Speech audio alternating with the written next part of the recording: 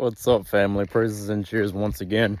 This is Baba Rave with Solarian Gong, and I want to make it known real quick that the Dantian that we are cultivating allows us to now have, instead of one fuel source for energy that most of the world is caught up in having as their only source of energy, we now are being in connection with now 4 sources of energy. These 4 sources of energy are known, very well known, as the Jing, the Qi, and the Shen. These are 4 different aspects of nature that feed the mitochondria inside of our cells, so that we can have plenty of energy within inside of our cells. So through the works of the Solarian Qigong, you get to see that through your meridians inside of your body, through your energy channels inside of your body, that modern day Western science doesn't necessarily all the way agree towards yet. A lot of the quantum science fully agrees with it, but modern day Western science doesn't really show that these channels are there. What is flowing through is 3 different layers of energy. Just how physical matter isn't actually physical, it's vibrational, but our body is in this hologram that sees it as physical through our nerves, right? We're here to learn that in those channels, and in what in the East is called Kundalini, is not only physical energy, right? Not only just physical energy, the physical local energy that we can have our nerves have an experience with, but also the Jing, the Qi, and the Shen. The Jing is the most densest form of that extra 3 physical energy. Then it's the Qi is a little lighter than the Jing, and even lighter than the Qi is the Shen. So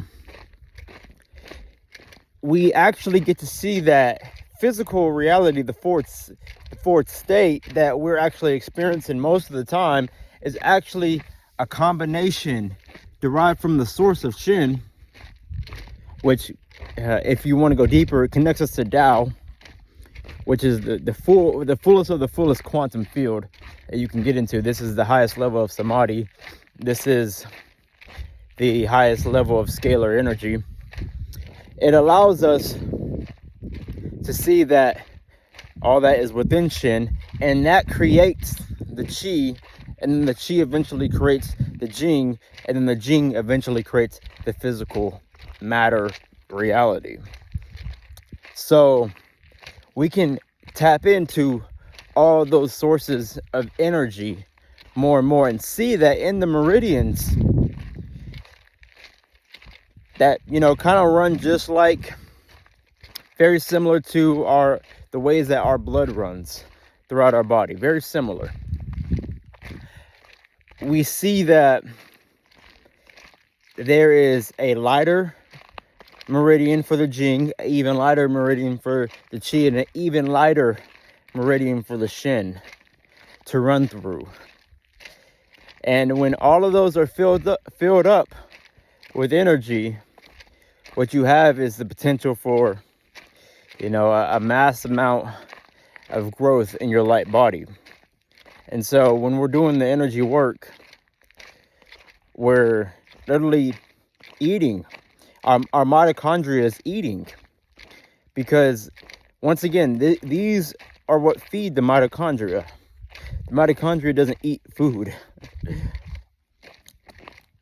We can try to shove as many atoms and protons inside of our body with food, but in actuality, the mitochondria doesn't eat anything besides the Jing, the Qi, and the Shen. Even when we are eating these atoms and these protons with our food, all that's actually happening is the body is abstracting the electrons out of the food to turn the electrons back into Jing, Qi, and Shen. And so, yeah, family, it's about just coming to those realizations more and more. And the more that you actually do the energy cultivation, the more that you're actually programming your subconscious mind, which is your body, to actually understand this level of energy more and more. And then boom, you know what I mean?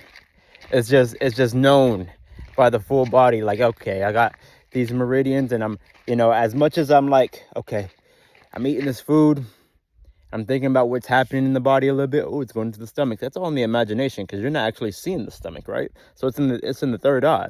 But now your third eye is going to start seeing all these different levels of energy mechanics going on constantly. And then when you focus, because that's pretty much all Qigong is a focus on those energy mechanics. You focus with your body, because you can focus with your conscious mind, but you can also focus with your subconscious mind, which is your body. So you're moving your body, right? And you're putting focus into the energy and the centers, and per se the lower dantian, where it can all really get stored up at, and then move higher and higher into higher concentrations of it as it rises up and such. And then what you see at the end of that is pretty much the culture of the Uraeus and the Secum, which the pharaohs and such, and the Jedis, the Magi's in Egypt and such, they would be roaming throughout Kemet, letting everybody know, like, yo, I'm probably about to be the next pharaoh. You see how much Secum and Uraeus I'm working with? And so we're just tapping into more and more of that as we do our Solarian Qigong or any of our Etherian breath work, right? Because breath has been seen as another form of Qi or prana and such. So, but you can even say breath is even a form of Jing too. You could say at a certain degree, it's a form of Shen as well.